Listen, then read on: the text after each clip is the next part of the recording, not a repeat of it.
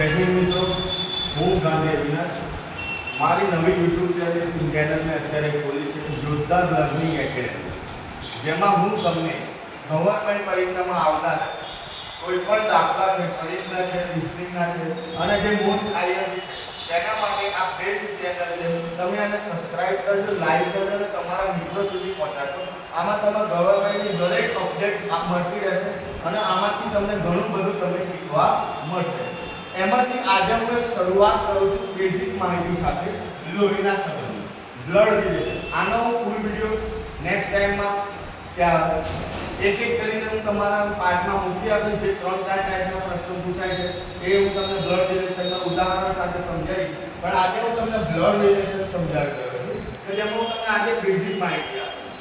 Basic માહિતી હું તમને કહીશ. બેઝિક માહિતી ઇન્ફોર્મેશન.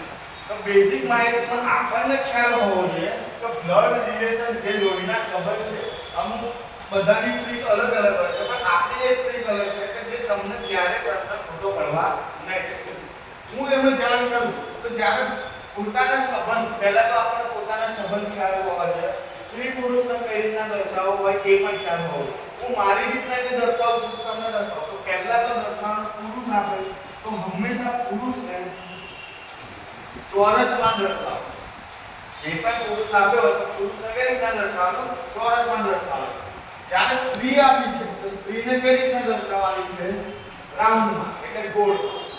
સ્ત્રીને હંમેશા રાઉન્ડમાં. આટલી વસ્તુ તમારી બેસિક ક્લિયર હોવી જોઈએ. પુરુષ આવે તો ચોરસ, સ્ત્રી આવે તો રાઉન્ડ. જ્યારે પતિ પત્ની આપી છે તો પુરુષ છે તો આપણે પહેલા ચોરસ દર્શાવશું અને પત્ની આપી છે તો બે લીટા કરો. તો આ તમારું શું થશે? પતિ પત્નીનો સંબંધ. આ શું થશે? તમારો પતિ પત્નીનો સંબંધ. બે લીટા કરશો તો તમારે સમજવાનું છે કે એ પતિ પત્નીનો સંબંધ થાય છે. જ્યારે કોઈ ભાઈ બહેન આપ્યું છે, આ ભાઈ છે અને આ બેન છે, તો ત્યારે તમારે એક જ લીટી વચ્ચે કરવાની છે. કેટલા લીટી વચ્ચે? એક જ લાઈન વચ્ચે કરવાની રહેશે. જ્યારે પતિ પત્ની હશે ત્યારે બે લાઈન અને જ્યારે ભાઈ બહેન આપે છે ત્યારે એક જ લાઈન કરવાની રહે છે. આ હું તમને બેઝિક માહિતી આપું છું, જેના કારણે તમે બ્લડ રિલેશન આસાનીથી સોલ્વ કરી શકો. જ્યારે બહેન બેન આપે છે તો આ બેન અને એકબીજા, બેન છે એટલે સ્ત્રી છે એટલે આપણે ગોળ રાઉન્ડમાં દર્શાવીશું અને બેન આવે છે ત્યારે પણ એક જ લીટી આપણે જોઈશે, એક જ લાઈન કરવાની રહેશે. આટલી બેઝિક માહિતી તમને ખ્યાલ હોવો જોઈએ. પુરુષ છે તો ચોરસમાં દર્શાવો, સ્ત્રી છે તો ગોળમાં દર્શાવો, પતિ પત્ની છે તો બે લાઈન કરવાની છે.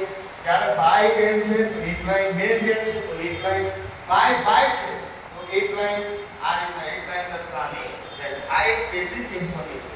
બીજી વસ્તુ એ છે કે તમે જ્યારે પુરુષ સ્ત્રી છે, તમે પોતે અહીંયા છો XY છે, તમે કોણ છો? તમને સ્ત્રી છે કે પુરુષ? તો જ્યારે તમારાથી ઉપરના સંબંધ, જેમ કે તમારા મમ્મી છે, તમારા પપ્પાના, જે તમારા વડીલ કહેવાય, વડીલના જે સંબંધો છે એ હંમેશા ક્યાં આવશે? ઉપરની સાઈડ આવશે. મમ્મીના સંબંધ અને પપ્પાના. મમ્મીના એટલે મામા છે, પપ્પાના એટલે કોઈ છે. અને તમારી નીચે એટલે પુત્ર છે, પુત્ર અને પુત્રી છે, એમના પુત્ર છે, આ બધા જે નીચે આ જે તમારા સંબંધ છે એ બધા હંમેશા નીચે આવશે. એટલે વડીલો જેટલા છે એ બધાના સંબંધ આપણે ઉપર દર્શાવશું અને આપણાથી નીચે આપણા પુત્રના પુત્ર જે પણ છે હંમેશા નીચે આવશે. આ બેઝિક માહિતી તમારે ખ્યાલ રાખવાની છે. આમાં હું એક તમને દાખલો ઉદાહરણ આપીને સમજાવું છું. A B નો ભાઈ છે. આમાં તમારે નોંધ લેવા જેવી બે વસ્તુ છે. એક નોંધ, આ નોંધ ખાસ લખી લેજો. નો, ના, ની, નું, ને. શરૂઆત કરવાની રહેશે. શરૂઆત. એક પ્રશ્ન મૂક્યો. નોંધ લખી. નો, ના, ની, નું, ને થી શરૂઆત કરવાની રહેશે. એક બી નો ભાઈ છે. કોનો ભાઈ છે? અહીંયા પ્રશ્ન પૂછો. બી નો ભાઈ છે. બી નો ભાઈ કોણ છે? તો બી નો ભાઈ છે એ કોણ છે? એ હવે તમે બી ને શું દર્શાવશો? એક લાઈન કરી દીધી, ભાઈ છે, બે છે, આપણા બી સંબંધો. તો એને બી ને શું દર્શાવશો? તો તમે બી ની જેન્ડર કે બી ની જાતિ તમે નક્કી કરી શકતા નથી. એટલે બી ને આપણે એઝ ઇટ ઇઝ આમના આમ રાખી. આ રીતના એક ઉદાહરણ તમને મેં આપ્યું. એ રીતના નો ના નિમિત્તથી શું કરવાનું થશે? શરૂઆત કરવાની થશે.